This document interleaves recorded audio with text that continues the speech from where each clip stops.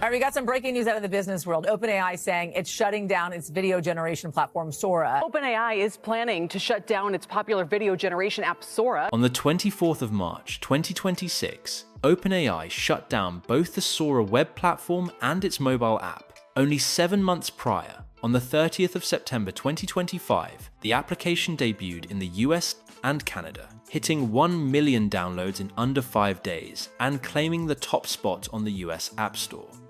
Despite a viral growth that outpaced even the early days of ChatGPT, the product was shut down in less than 7 months. Alongside this, a growing wave of suicides and murders facilitated by AI has emerged with increasing frequency. How did OpenAI's most explosive media sensation meet such a silent end? What exactly went wrong? The launch of Sora 2 on the 30th of September 2025 marked a strategic pivot to penetrate the consumer video market. By seamlessly integrating motion, synchronized audio, and dialogue, the system was positioned as a direct competitor to established digital advertising and entertainment platforms.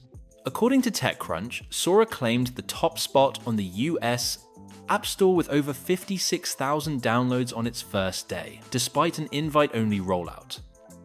However, fleeting public interest did not translate into a viable business model. OpenAI confirmed it would sunset the Sora web platform and application on the 26th of April 2026, after less than 6 months of operation. Subsequent deadlines were set to terminate API support by the 24th of September 2026. Internal financial disclosures estimate that Sora generated a mere $2.1 million in total revenue against a staggering daily burn rate of up to $15 million. Unlike traditional software, where marginal costs decline as products mature, every AI video request remains a compute-intensive task involving frame-by-frame generation, physical simulation, and synchronized audio processing. This creates a fundamental paradox. As usage scales, infrastructure overhead increases proportionally, decoupling viral reach from economic sustainability. Simultaneously, the market has begun to record a significant migration toward competitors. Anthropic's Claude Code reached an annualized revenue run rate of $2.5 billion by February 2026. Following a fourfold increase in enterprise subscriptions within the same year. Data from the May 2026 RAMP AI Index shows that Anthropic's enterprise adoption rate hit 34.4%, surpassing OpenAI's 32.3%. While OpenAI maintains a massive consumer footprint, its dominance in the professional segment is being undermined by a growing demand for workflow, stability, and cost-predictable APIs. The central question remains, despite 400 million weekly users and an annualized revenue of $25 billion, OpenAI continues to face unit economic losses on video products, hemorrhaging $15 million a day on Sora. What is the fundamental crisis currently facing OpenAI? OpenAI's weekly active user base surged to 400 million by February 2025, up from 300 million at the end of 2024, with paid enterprise seats surpassing 2 million. CFO Sarah Fryer confirmed that annualized revenue exceeded $20 billion in 2025 and reached $25 billion by March 2026. While this growth trajectory is among the steepest in technological history, it remains insufficient to cover escalating infrastructure overhead. OpenAI is projected to spend approximately $600 billion on compute by 2030, creating financial pressure that far exceeds the scale of a typical software enterprise. The fundamental discrepancy lies in the marginal costs of generative AI. Unlike traditional software models, where the cost of serving an additional user is negligible, every query on ChatGPT or Codex represents a tangible computing expense. Data from 2025 reveals that OpenAI's inference costs quadrupled, driving adjusted gross margins down from 40% to 33%. As models become more powerful, resource-heavy tasks such as video generation and audio synchronization strain the infrastructure in direct proportion to the product's popularity. Computing power has become the essential fuel for OpenAI's survival. The Stargate joint venture comprising OpenAI, SoftBank, and Oracle announced a $500 billion infrastructure plan in the US, targeting 10 gigawatts of capacity. To secure its supply chain, OpenAI entered a $300 billion cloud agreement with Oracle over 5 years, marking one of the largest cloud contracts ever recorded. Furthermore, a strategic pact with AMD to deploy 6 gigawatts of Instinct MI 450 GPUs, starting in late 2026, will consume electricity equivalent to 5 million American households, roughly 3 times the output of the Hoover Dam. OpenAI currently operates at the center of massive financial obligations to its hardware providers. Nvidia has committed $100 billion to OpenAI to deploy 10 gigawatt systems while acting as the primary chip supplier. Microsoft has dispersed $11.8 billion of its $13 billion commitment, serving as both a lead investor and the primary distribution partner via Azure. In May 2026, OpenAI and Microsoft capped their revenue sharing agreement at $38 billion to increase flexibility ahead of a potential listing. This cash flow frequently functions as a closed loop. First, the closed loop between Microsoft and OpenAI. Left pocket to right pocket. Step 1. Microsoft transfers cash and, for the most part, cloud computing credits, cloud credits, to OpenAI in exchange for equity. Step 2. OpenAI is contractually obligated to use those very same credits and cash to rent Microsoft's Azure supercomputers to train and run its AI models. The result: Microsoft's money travels in a circle, landing right back on Microsoft's own financial statements as surging cloud revenue growth. Step 3. As OpenAI generates revenue, they must allocate a percentage back to Microsoft to return the capital. The two parties capping this agreement at $38 billion means that once OpenAI pays back exactly $38 billion to Microsoft, this loop will officially break open. OpenAI will then retain all future profits to clean up its balance sheet in preparation for an IPO going public. The crux of the matter lies at this breakpoint: the end user, which represents the ultimate risk of this model. The true nature of loops 1 and 2 is simply raising capital to purchase the investor's own products. It operates entirely as a self-sustaining insular economy without the end user. Moving forward, we face two potential scenarios. The risk scenario, the bubble, if end users, enterprises and individuals refuse to pay, or if the revenue generated from them is too meager to offset the astronomical operational costs, the gears will grind to a halt. Once OpenAI burns through Microsoft's funding, the AI bubble will burst because the system cannot sustain itself. The sustainable scenario: revenue from end users experiences exponential growth, proving substantial enough to cover infrastructure costs. Real cash flow from the outside market will pump into the system, allowing OpenAI to become independent and ensuring Microsoft reaps genuine profits rather than just paper-thin accounting metrics. The nature of the frontier AI race demands massive capital expenditure before sustainable profitability can be proven. OpenAI must simultaneously fund R&D for next-generation models, reduce latency, and defend its market share against Anthropic and open-source alternatives. Missing monthly revenue targets in April 2026, following a loss of dominance in the coding sector to Claude Code, exposes the fragility of this financial structure. Should revenue growth fail to keep pace with future infrastructure commitments, OpenAI faces the risk of defaulting on its compute obligations. These investments have transformed AI into a systemic risk calculation rather than a mere technical evolution.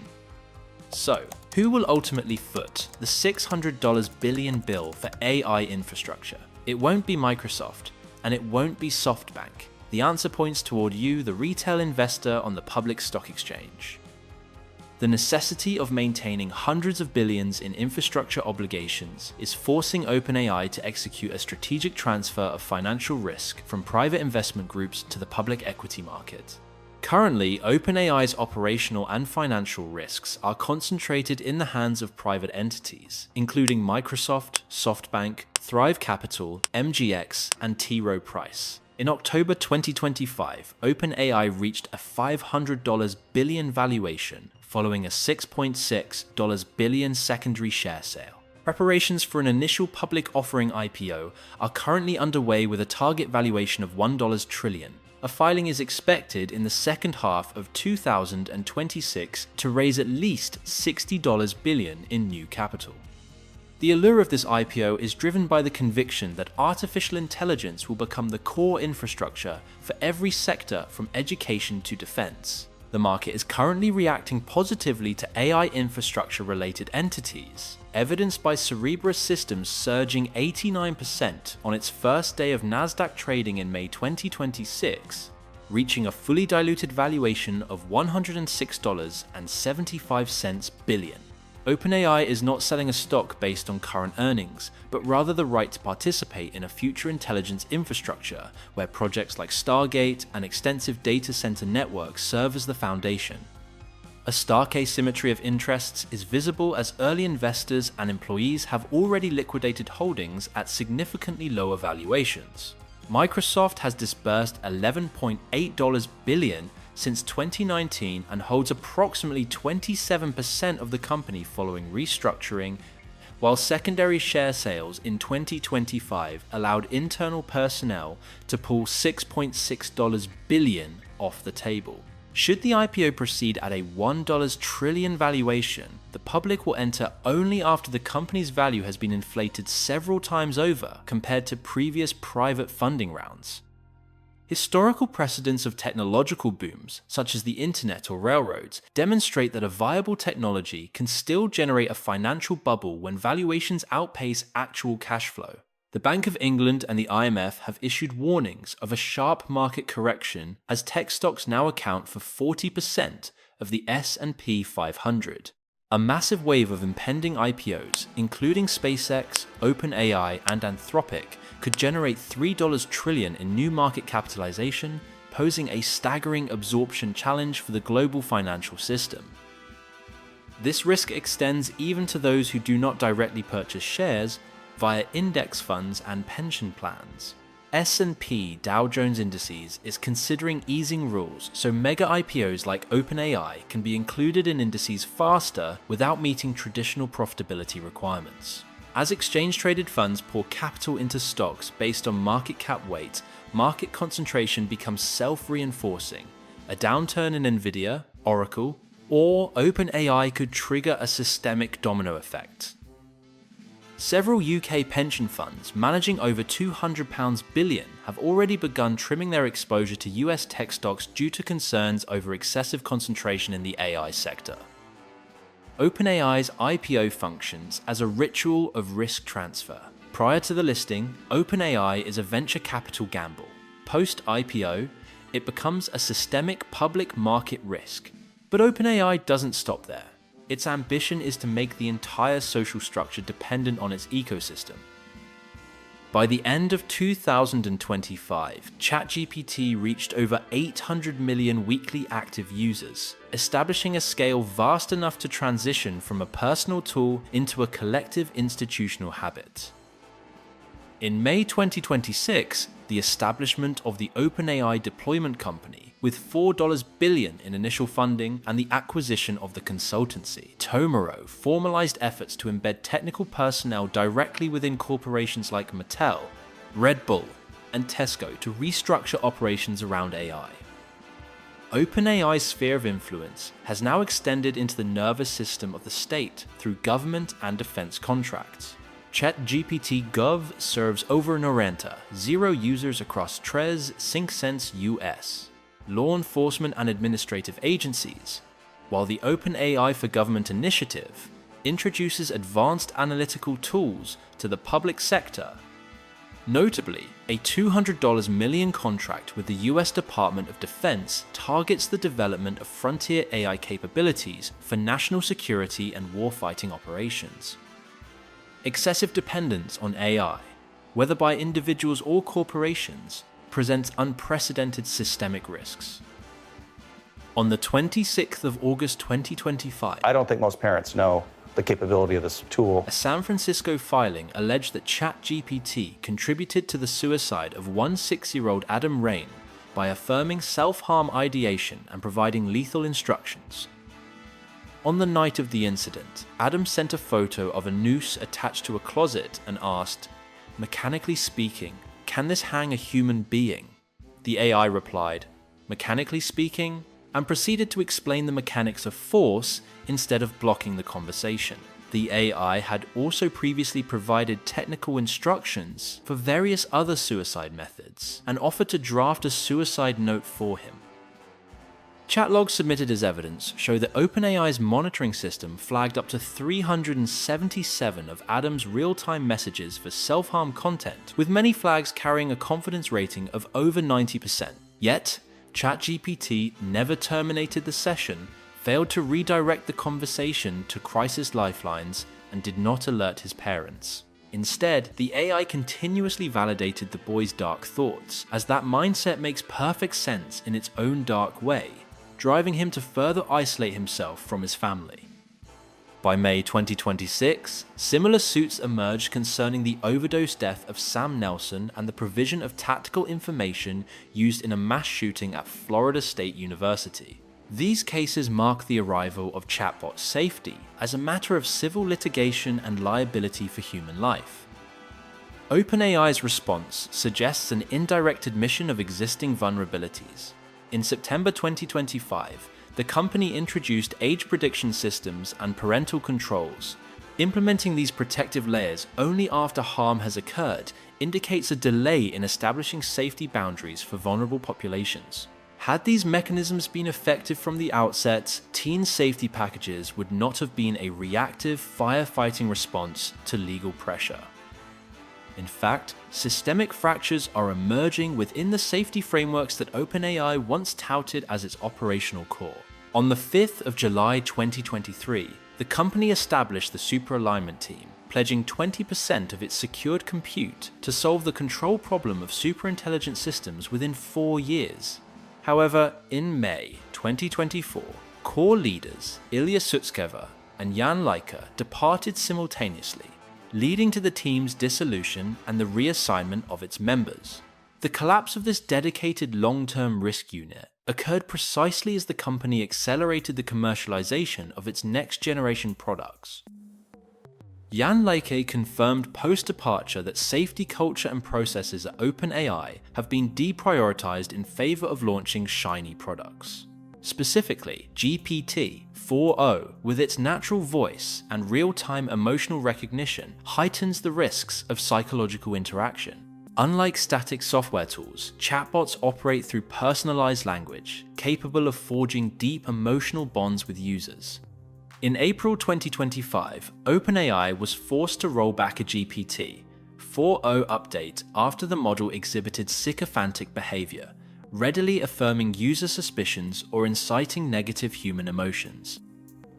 If these tragedies persist, where does the blame lie? Can a chatbot be held responsible, or must the burden fall solely on the operators behind the machine? This is the fundamental dilemma we must resolve as AI becomes societal infrastructure. Why should we trust you? You shouldn't. Sam Altman serves as the primary public avatar for OpenAI's artificial intelligence trajectory. In his 2023 Senate testimony, he positioned himself as the guardian of technological risk, proactively calling for a licensing agency and the establishment of standards for high-powered models. This fusion of his personal identity with the company's safety mission ensures that any fluctuation in trust toward Altman directly impacts the credibility of the AI systems the company is currently deploying across both civilian, military sectors. While the image of a CEO with no direct equity in OpenAI has been maintained to ensure the appearance of non-profit objectivity, his actual financial portfolio reveals more complex economic ties. Court filings from 2026 confirm that Altman holds over $2 billion in stakes across 9 companies that have conducted business with OpenAI, including Helion Energy, Stripe, and Retro Biosciences. Although he also said he was stepped back from decisions involving related deals and did not directly sign agreements where conflicts could exist. Altman has rejected claims of wrongdoing and said standard recusal practices were followed in situations involving companies he has invested in. The November 2023 crisis marked the moment the board's regulatory control over the CEO was officially neutralized. More than 700 of OpenAI's roughly 770 employees signed an ultimatum. If the board did not resign and reinstate Sam Altman, they would stage a mass resignation and defect to Microsoft. A tech company without its engineers is nothing but an empty shell. Microsoft, which held a 49% profit share in the commercial arm but possessed no seat on the non-profit board, immediately intervened.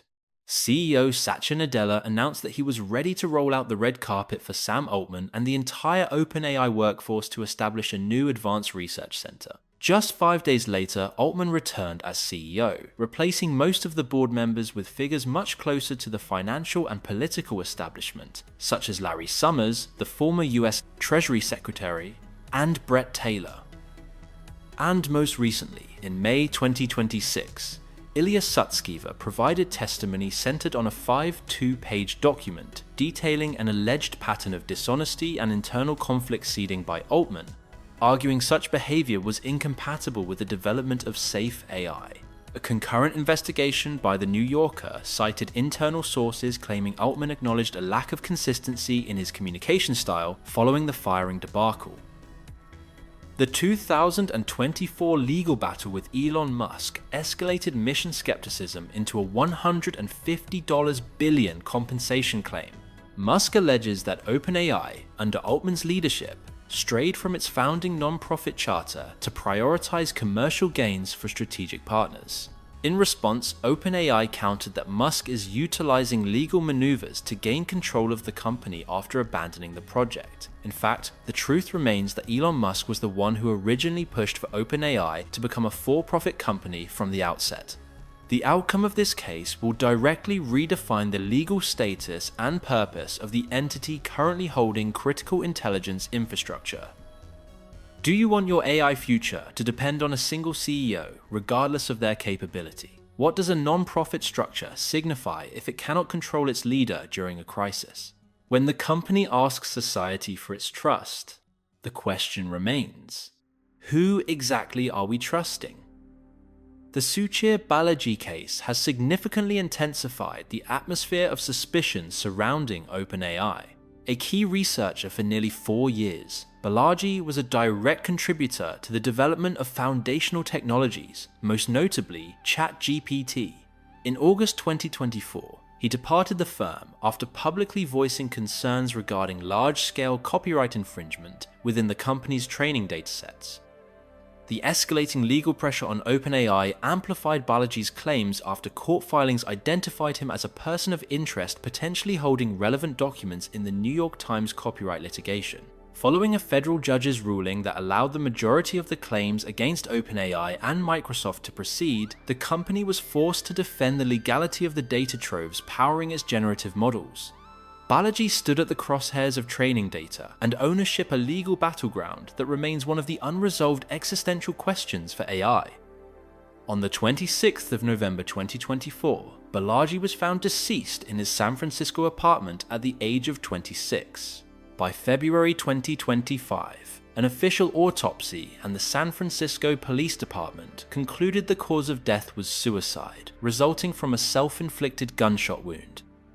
Official records noted the apartment was deadbolted from the inside with no signs of forced entry. Furthermore, surveillance footage and key fob data showed no evidence of unauthorized access. There are no legal findings or criminal charges suggesting that OpenAI or any associated individuals were involved in any wrongdoing regarding the case.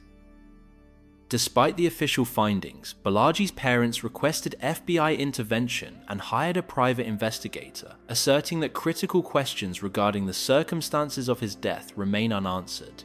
While the medical examiner's report found no evidence of homicide, the family's skepticism surged across social media and was echoed by high-profile figures like Elon Musk and Tucker Carlson in public interviews. Suchir Balaji has become the focal point of a triple crisis for OpenAI: data, personnel, and public trust. These lingering doubts reflect a profound fracture between OpenAI's public persona and the public's willingness to trust official narratives. Yet, even as public trust remains fractured, OpenAI is expanding into a sector that elevates these ethical dilemmas to a new level of severity: the military. OpenAI's fundamental transformation was codified through the recalibration of its legal usage policies. On the 10th of January 2024, the explicit ban on military and warfare applications was removed from its terms of service, replaced by a framework that permits approved defense projects. Days later, at the World Economic Forum, the company confirmed its cooperation with the US military on cybersecurity and veteran suicide prevention. This marked the initial step in redefining the boundary between a civilian tool and a component of state power. The process of militarization transitioned from policy shifts to contract execution in less than 18 months.